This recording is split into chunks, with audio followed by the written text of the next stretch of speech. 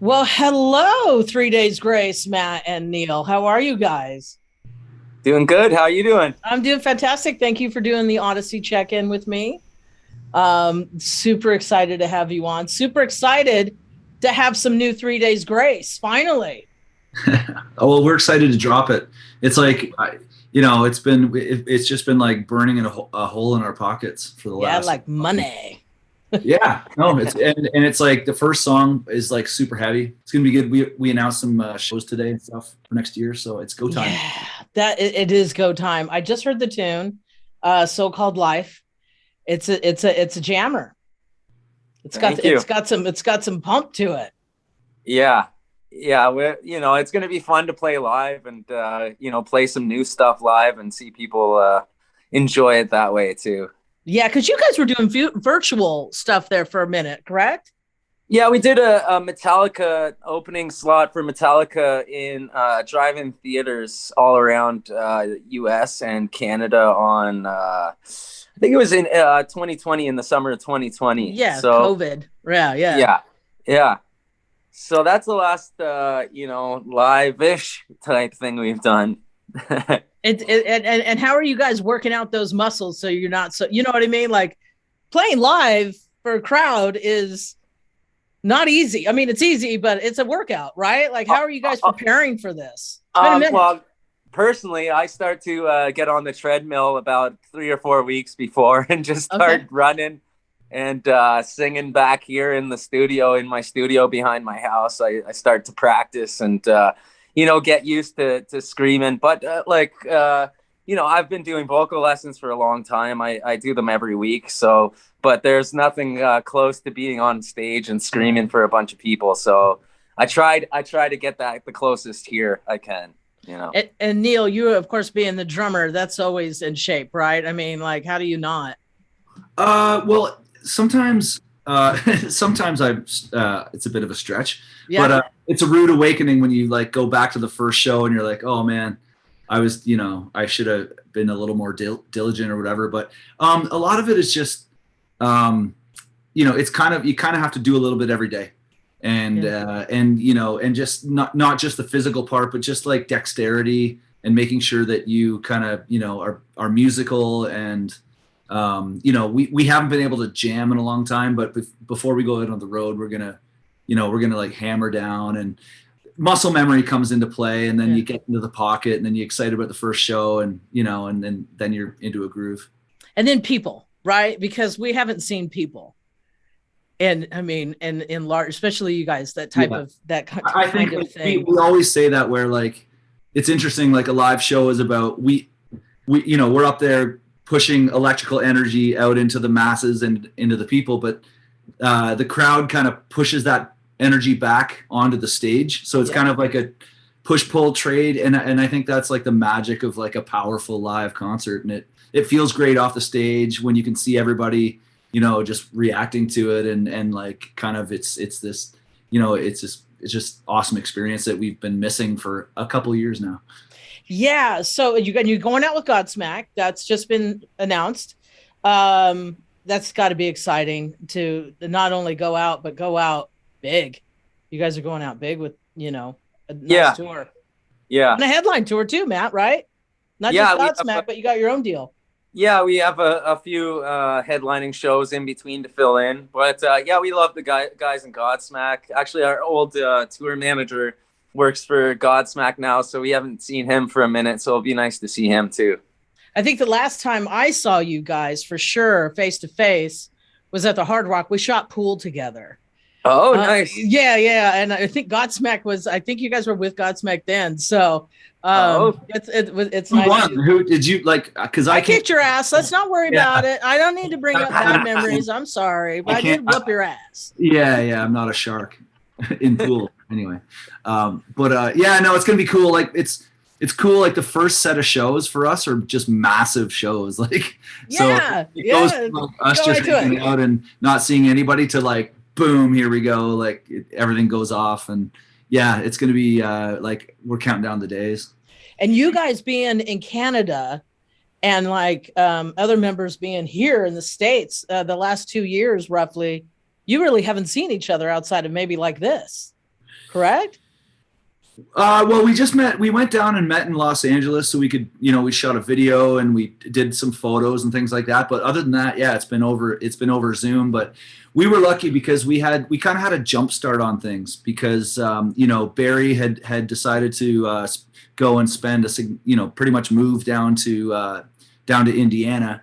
And so we knew that, and we were planning on taking 2020 off anyways before COVID hit. So we were very sort of fortunate, that we had our remote sort of collaboration game together ahead of time, and that we were planning on not touring in 2020 anyways.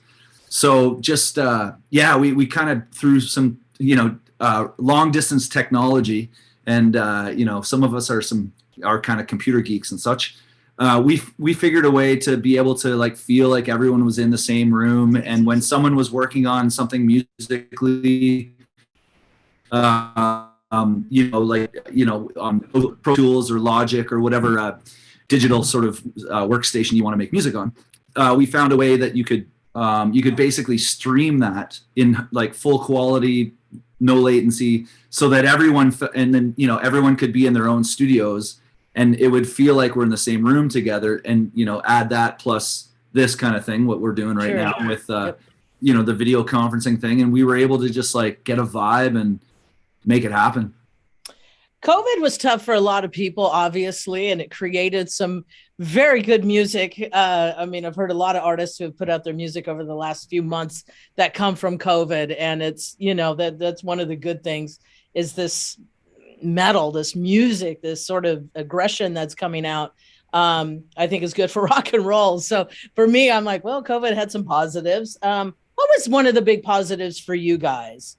Not just as 3 Days Grace, but as men.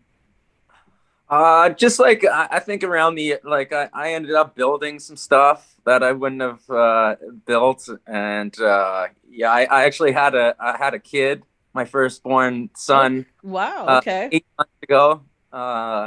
So yeah, I've never done that before. Well, yeah, and you got to be home, be a dad. Before, but never had a kid. Yeah. So that's new for me. Your first time building stuff. Yeah, right. Well, that's awesome. So now you got to be a stay-at-home dad, which may not have been. Yeah. It would have been a lot tougher out on the road. So yeah. How about you, Neil? I bought a sick boat and I sailed the friggin' Great Lakes, and it was awesome. And I took the family and learned like a ton about just boating and like just chart. I don't know. I turned into like a boat nerd, I guess. And I just like, it was a dream that I had for 20 years. And I figured like, if there's any time to do it, we live right on Lake Ontario. Where we live is just the gateway to all these beautiful lakes and waterways and all this stuff. And so I just I finally said, screw it, and just went for it. And it was probably the worst investment I've ever made. Cause it's like boat stands for breakout another 1,000. Yeah. But like, it was such an experience, and it's like kind of bucket list stuff. And so I was very fortunate to, and I brought I got my keyboard, nice.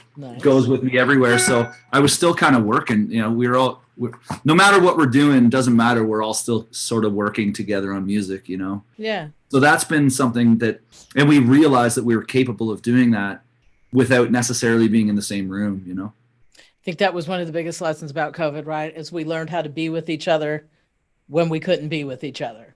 Yeah. Yeah. And I feel the same way. I think it was a nice reset for everybody, for me as well, and I learned a lot of new things that had nothing to do with music, had nothing to do with what I've been doing with my life. So I like to ask you guys, what did you learn that had nothing to do with anything you thought you'd ever learn? And boating, I guess, Neil, was yours, and being a dad. Yeah. For you, or anything else, Matt? The year before, I actually built a 200-foot zip line in my backyard. Okay. Over a pond. The first year, I was just like, well, okay, summer's off. What am I going to do? So we built this massive zip line, and then the next year, I had a kid. So and you're an adventurer, then, I take it. Yeah, you're like extreme sport guy. I would, I gotta go skydiving. I'm afraid of heights, but like I kind of get over it. Like I'm sure if I was up high, I want to skydive at some point. I don't know if tandem skydiving doesn't look fun to me, but I guess I'd do it just to, you know, feel what it's like to be up there. But can you wait to do that till the next tour's over?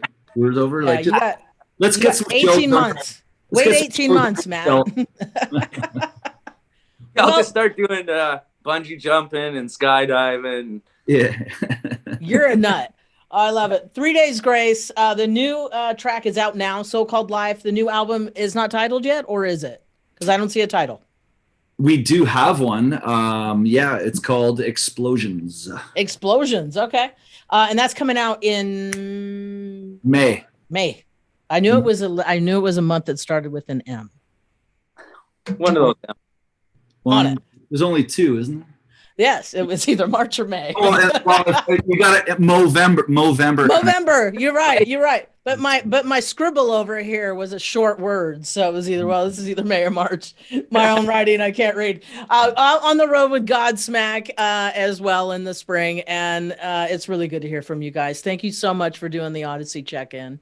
Well, and thank you for just being rad to us for all the years and stuff. And it's cool. We don't take it for granted, We appreciate you, man. We always do. We appreciate the good music and we appreciate the good vibes, and you guys are just cool. So we love you.